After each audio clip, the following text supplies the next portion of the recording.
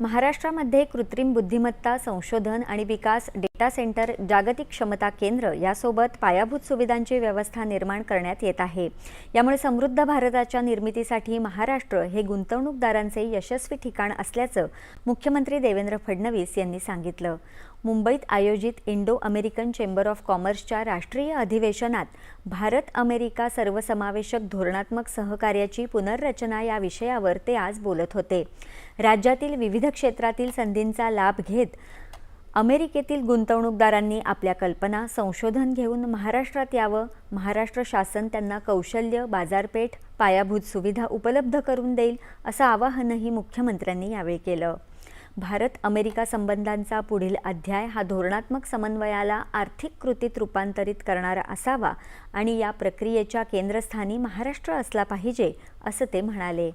अमेरिकेतील उद्योजकांना महाराष्ट्रासोबत भागीदारी करून नवीन कार्यक्षेत्र उभारण्यासाठी आणि सामायिक विकासाला चालना देण्यासाठी प्रोत्साहित करत असल्याचं मुख्यमंत्र्यांनी सांगितलं। अवघ्या 2 दशकांहून अधिक काळात भारत आणि अमेरिका या उभय देशातील वस्तू आणि सेवांमधील व्यापार सुमारे 20 अब्ज डॉलर्सवरून 240 अब्ज डॉलर्सपेक्षा जास्त झाला आहे। ही वाढ दोन्ही देशांमधील अधिक दृढ होत असलेल्या भागीदारीचं प्रतिबिंब असल्याचं अमेरिकेचे भारतातील राजदूत सर्जिओ गोर यांनी नमूद केलं। 2030 पर्यंत द्विपक्षीय व्यापार 500 अब्ज डॉलर्सपर्यंत नेण्याचं सामायिक उद्दिष्ट असल्याचं ते म्हणाले।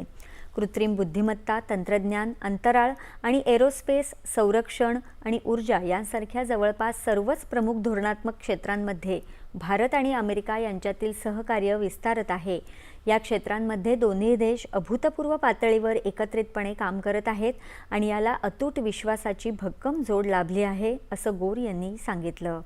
या भागीदारीचा पुढील टप्पा धोरणात्मक तंत्रज्ञान आणि लवचिक पुरवठा साखळ्यांच्या आधारे आकार घेईल असं सांगत त्यांनी कृत्रिम बुद्धिमत्ता, क्वांटम कम्प्युटिंग, सेमीकंडक्टर्स, संरक्षण आणि महत्त्वपूर्ण खनिज या क्षेत्रातील सहकार्याचा उल्लेख केला।